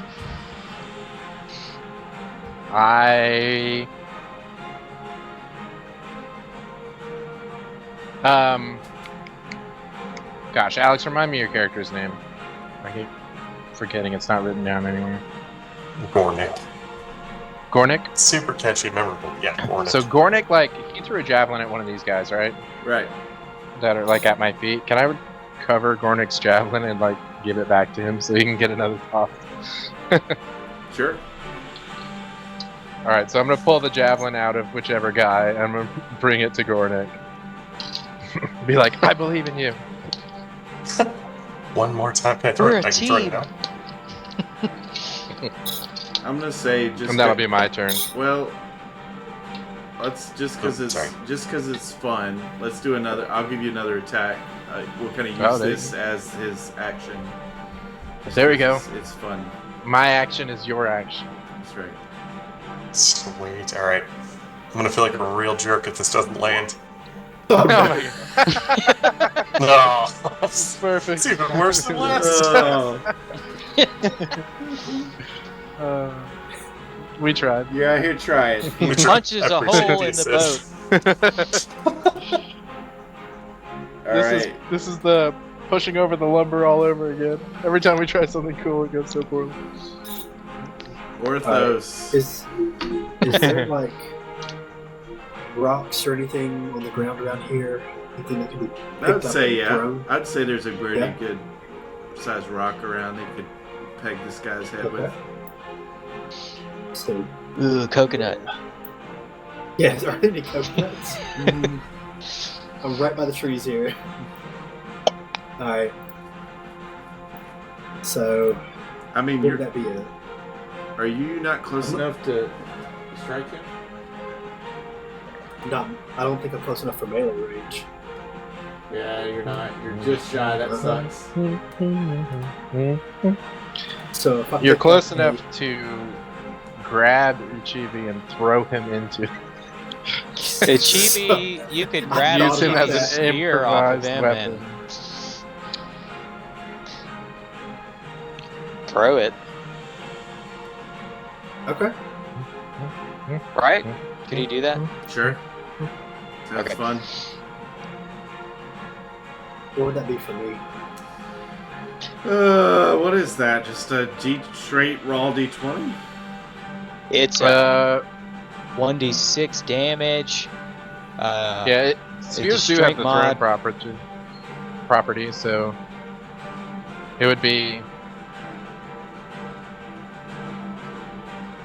like D20 plus proficiency plus because you're a fighter, right? So you should be Yeah. proficient with spears.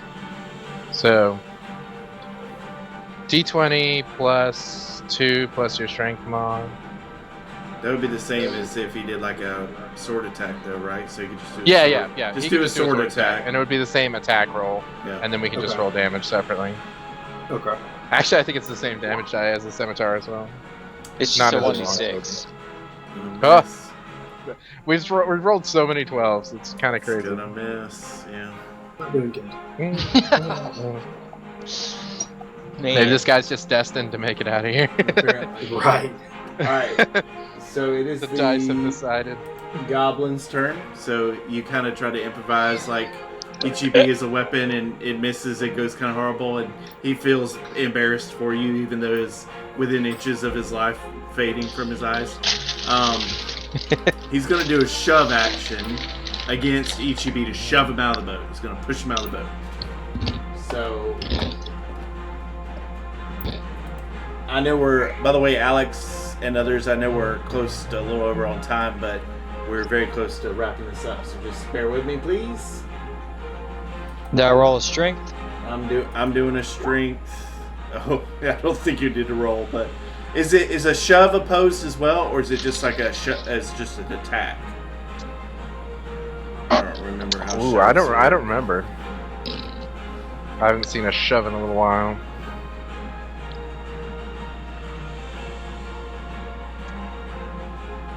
So, yeah, I don't know if it's I I don't against have your my AC DM or screen in front of me. It's a simple attack.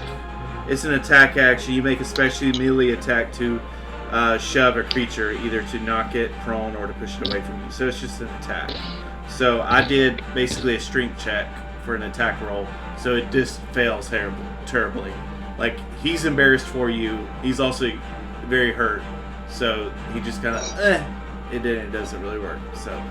You're just a zone of people in pain and embarrassed. Yeah. And it is now Ichibi's turn. Who's in the boat with him? Sweet. Ichibi kind of loses track of his morals as he is Just facing gives up. all of this pain and embarrassment, and pulls out his short sword and attempts to stab the guy. Go for it. It's gonna miss. Your morals are too strong. He like misses and You don't miss him. Stabs you miss in the boat. in your heart. It's a conflict of your person. Yeah.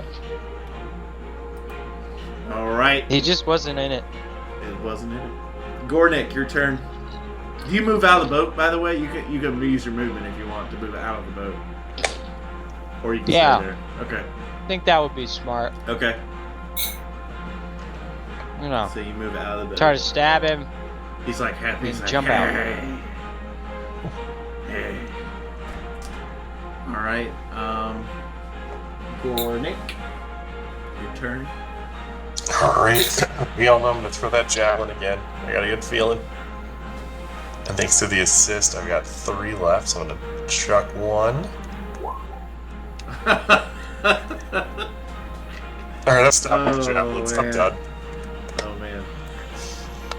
It's crazy because you have a +5. You get.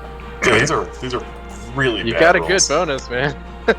It's the dice just hate you tonight. That's the story of my life. Garza. It's hard to throw in the sand. Garza thinks quietly to himself, I should have gotten closer, not farther. He goes, maybe there's something in this chest that will help me. Can I use my turn to investigate the chest? It is locked. Sure. So the chest is made of very old wood, splintering, rotten looking in areas.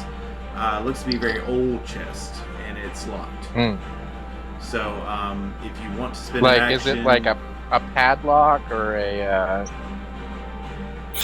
it's locked hand? It's kind of like, like the inset lock, like a locked keyhole door would have. Yeah, it's one of those. Yeah. So you can spend your turn to kind of break that out, or do a tinker's tools or whatever. I don't know, but sure. I don't know if I have anything specific that would help me, but I could just try to smash it. Okay. Well, actually, I have darts. They're like a thrown weapon. Maybe I could throw those. No, I'm committed to doing this. Do you want me to, like, I don't know, roll an attack? Yeah, or just smash it if you want to. Smash it. Yeah. Alright, I'll just do an attack I will roll, say though. the AC will be pretty low. Hi-ya! Just like breaking a board, I do a nice karate chop. I'm gonna say with a 10, that's still gonna break it. Roll some damage. I need some good damage. Okay. All right, we'll say it cracks open. You pop it open. You open the chest in mid-fight.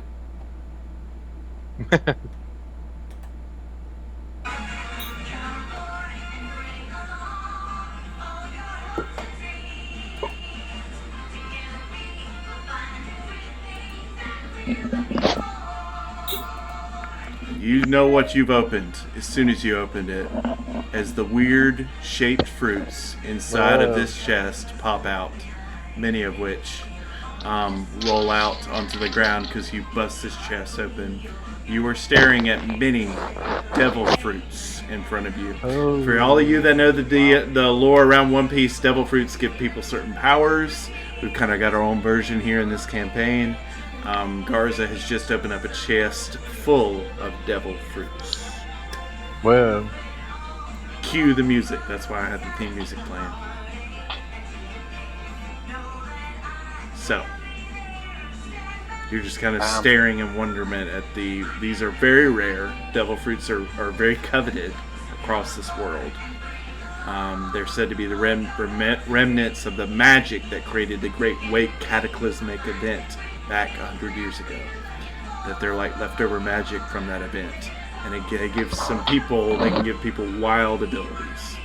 So you have unlocked that chest and popped open devil fruits. Dang. Yep. So is this common enough knowledge that, like, we know what we're looking at here? Well, I kind of want to workshop that when we're not in active combat. So if you want, we can go into this. But let's come back. You can call that the end of my turn. Okay.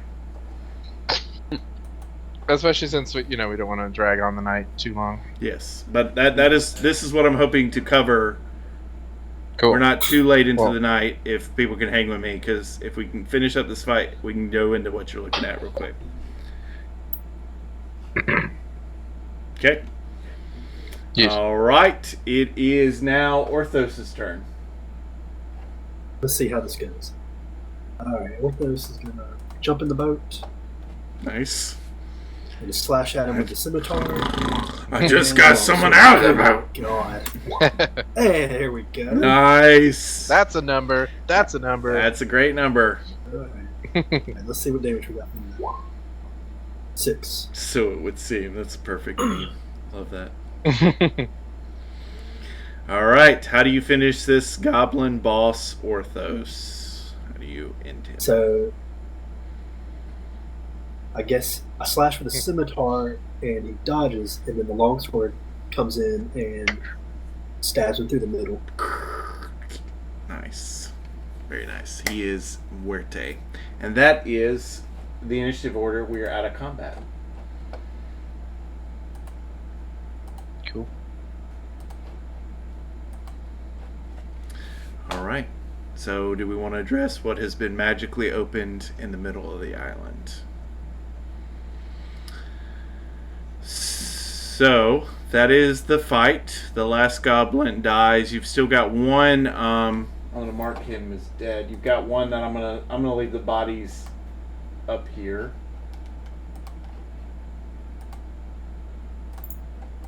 And you've still got one that's kind of knocked out cold. So just remember that you've got that option. Okay. So, I'm going to pull back up the chest of what Garza is looking at. I would think once you guys,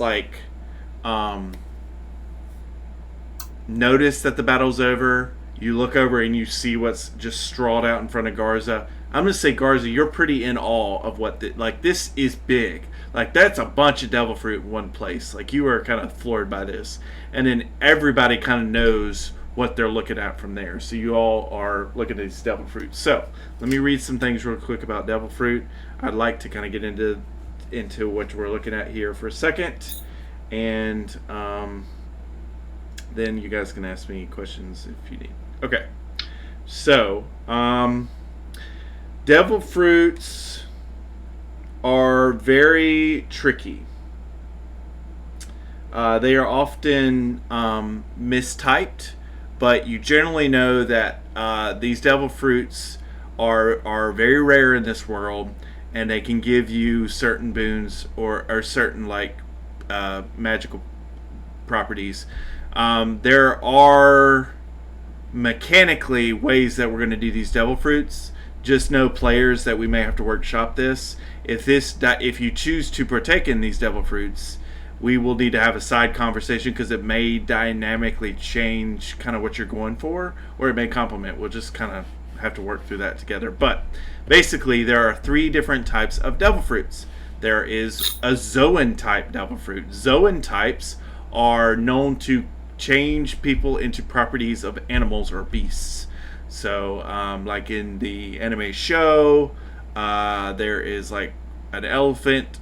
Whereas somebody eats a Zoan elephant fruit and gains properties of an elephant. Another one eats a Zoan giraffe fruit and becomes a giraffe. So, Zoan fruits are known to give you the physical properties of a animal or beast. So that is one subtype of the 3 types.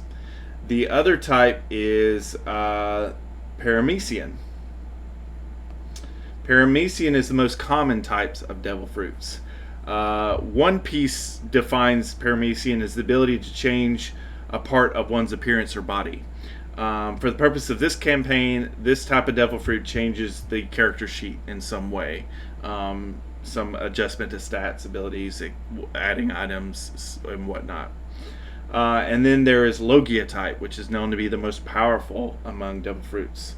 The definition from One Piece is the ability to become and manipulate an element. For the purpose of this campaign, this type of devil fruit lets you embody and become a spell, basically.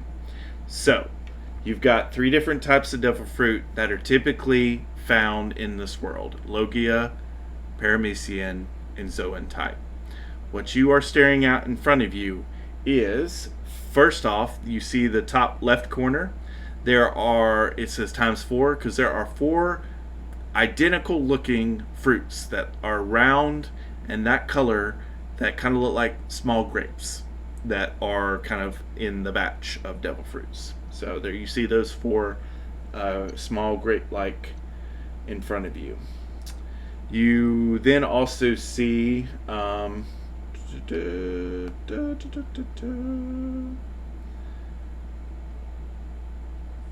you see a it's in the kind of the farthest right. It's this opaque like shrimp colored fruit. You see it there in the kind of the most far right. It is dull in color. It is sweating. It's got like beads of sweat on it, and it's opaque shrimp colored. Kind of looks kind of gross. Next to that, kind of north of that, kind of dead center upper part of that treasure chest between the ×4 and that fruit is another fruit that is also dull in color that has an odd diamond shape to it. That one's in the middle. You've also got a fruit that is kind of the bottom middle. Can you guys see if I do? You guys can see that, okay. It's the one that's kind of looks like an apricot with an exposed core. It's kind of in the middle there at the bottom middle. It's very blurry looking to your appearance, like it almost looks like it's out of focus to your eyes. Then there's one that is really squishy. Looks just very squishy, which is the one next to it and below ×4. You see where it's ×4 fruit? The one right below it is the one that kind of looks very squishy and dull in color. Then you've got one that's kind of bright looking. That is that one that looks like a lemon or a lime. It's like a little like. It's the most left fruit, bottom left corner, and it is lime green, bright lime green colored. And then you have one that is peach, and it's there in that middle part right there. Kind of the Georgia fruit. Most southern fruit of the fruits here is peach colored, and it's kind of bright in color. So those are the fruits that pop out in front of you. So you know too, with devil fruits, you've heard of users being able to gain great power from devil fruits. But devil fruits come with a cost. It's known as the curse of the sea. Whenever the user loses his ability to swim and its connection to the sea, the users are known to become weak to anything related to salt water. You also know that there is weapons that are in this world that are made of what's called sea prism stone, which has the ability to weaken a devil fruit user and basically incapacitate them. So mechanically, that means that you gain the restrain condition, basically, if you come in contact with any like sea prism items or sea water. You also like lose your swim speed, and you gain no benefits from your speed or swim speed, and you will sink in water 30 feet per round. So all this you can get in writing if you choose to partake in these devil fruits. But at this time, your captain just seems to randomly show up. He's behind you, and says, "Oh, it's like you found some devil fruits. Well, it's Pirate's Edition. If you find one, you can eat one." And he kind of holds his weapon on his shoulders and says, "But according to the markings on that chest, we probably don't want to take these devil fruits if we're not going to use them. So whatever you don't use, keep in that chest, and we need to keep moving. Looks like there's some powerful people." And he uses his weapons to point to the marking on the chest that the chest is busted up because Mars busted it up, but there is still an intact logo of the Matriarch Pirates on the chest. So he points to it, says, because they will be looking for this. And then he puts his weapon back on his shoulders and kind of just meanders to the edge of the shoreline of this island, just casually, nonchalant.